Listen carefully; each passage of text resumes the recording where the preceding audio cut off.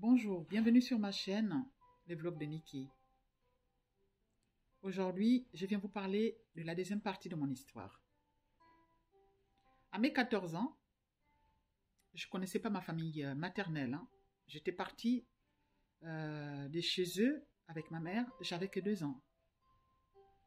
Et à mes 14 ans, j'ai fait une crise à mon père, en lui faisant une crise comme quoi je m'irais voir ma grand-mère, côté maternel. Et mon papa, il a accepté, on est parti. C'était pendant les vacances d'été. Je croyais que je devrais passer 1 mois avec ma grand-mère, mais non. C'est mon papa qui décidait. Et on est parti, on est arrivé, on a trouvé ma grand-mère, elle était en joie. Et toute la nuit, elle n'a pas arrêté de pleurer. Je n'ai fait qu'une semaine avec ma grand-mère. Les 2 ou 3 jours, les 3 derniers jours de mon séjour chez ma grand-mère, elle n'arrêtait pas de me répéter: tu passeras ta vie dans les avions. Tu passeras ta vie dans les avions. Tu seras une femme épanouie. Je ne comprenais pas. Je n'avais que 14 ans. Je ne savais même pas ce qu'elle voulait dire par là. Voilà, on t'a donné une étoile, il faut savoir s'en servir. On t'a désiré. Tu es la seule et notre unique petite fille. Franchement, vous ne pouvez pas savoir la joie que j'avais. J'étais désirée du côté de ma famille maternelle. Bref, je suis rentrée. Une semaine après, j'ai rejoint ma maman. Je l'ai fait part. À mes 16 ans, pardon, j'ai eu des problèmes avec mon père. Il m'a tabassé. En me tabassant, il a failli me tuer. Et de là, voilà qu'il me menace en me disant: de toute façon, pour cet été, parce que c'était pendant l'été aussi, 16 ans après, pendant mes 16 ans. Et alors là, il me dit: de toute façon, j'ai mes ouvriers dans la forêt, parce que mon papa, il avait une société de bois. J'ai mes ouvriers dans la forêt, je vais aller te laisser là-bas, et tu seras l'une de ces femmes, de mes ouvriers. Quand mon papa dit quelque chose, il le fait. Et là, j'ai dit à ma maman: il est hors de question que je reste là. Il faut que je parte. Et là, ma maman me dit: mais tu vas où? J'ai dit: mais j'ai qu'une famille ici, la famille de papa. Donc, je vais chez sa sœur. Mon père n'avait qu'une sœur. Je vais chez ma tante. Et ma tante habitait à la capitale avec ses 10 enfants. Et je suis arrivée à la capitale. Mais vous vous imaginez, j'arrive là chez ma tante. J'étais dans une famille là où il y avait mon papa, il y avait ma maman, j'avais mes 4 frères. On était comme si j'étais dans un cocon. Et j'arrivais là, j'étais complètement perdue. J'ai 10 cousins et cousines et ma tante qui vivait seule avec ses enfants. Ben alors là, vous vous imaginez, j'étais complètement perdue, j'ai perdu tous mes repères. Mais je me suis adaptée. Je me suis adaptée. Chez mon père, il avait ses femmes, mais nous, on avait notre coin à nous, ma mère et mes 4 frères. Donc c'était comme ça, c'était pas comme si on était livrés à nous-mêmes. Non, mais là-bas, ils étaient livrés à eux-mêmes. Donc j'étais complètement perdue. Enfin, il fallait que je me replie. Et je suis restée là. Mais comme mon père et sa sœur ne s'entendaient pas, je ne sais pas pourquoi, c'était pas qu'ils se disputaient une richesse, ils n'avaient pas de richesse. Ils n'avaient même pas de patrimoine. Je ne sais même pas pourquoi ils se disputaient. Enfin voilà. Mais ils se détestaient les deux.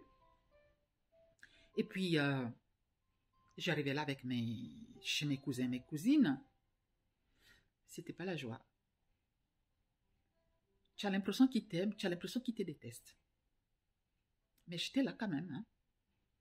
Et là, j'ai vraiment compris que ma tante détestait mon père.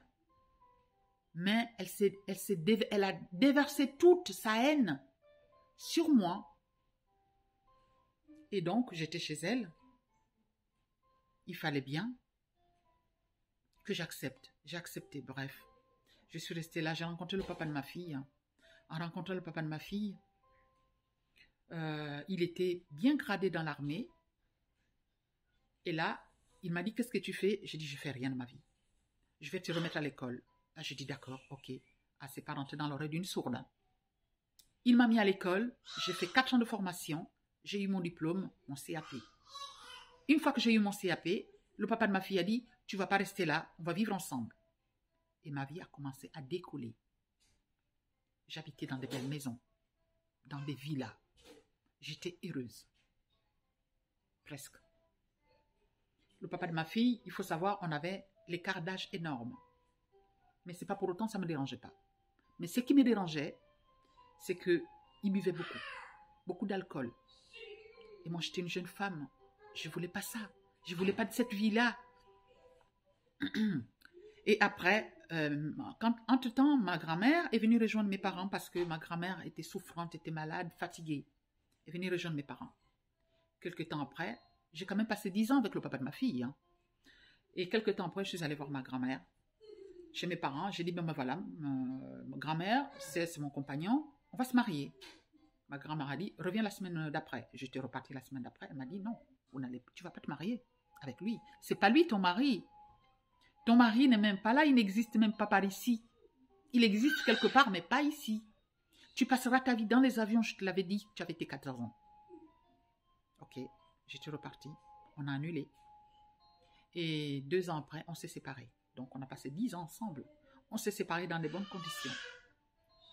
En se séparant, je me suis posé 2 ans sans quelqu'un dans ma vie.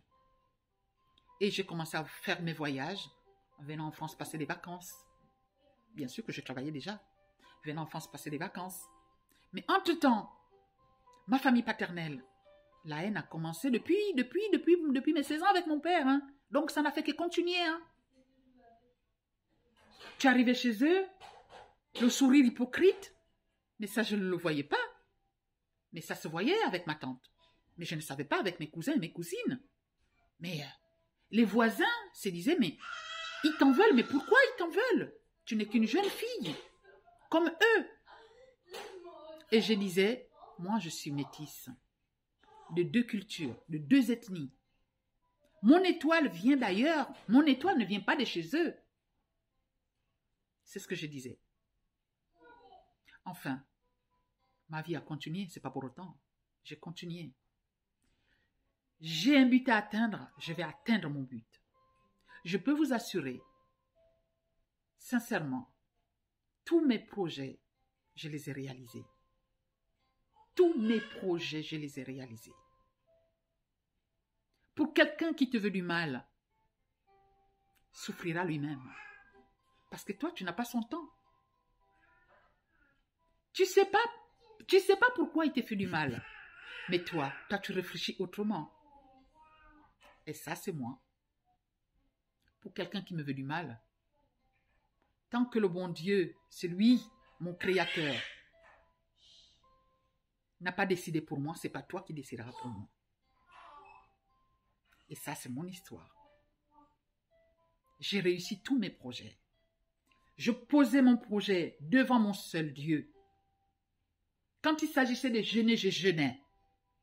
Et j'ai toujours obtenu ce que je veux, grâce à mon Dieu. Donc, si tu es celle-là, tu vas atteindre. Tu vas atteindre tout ce que tu veux.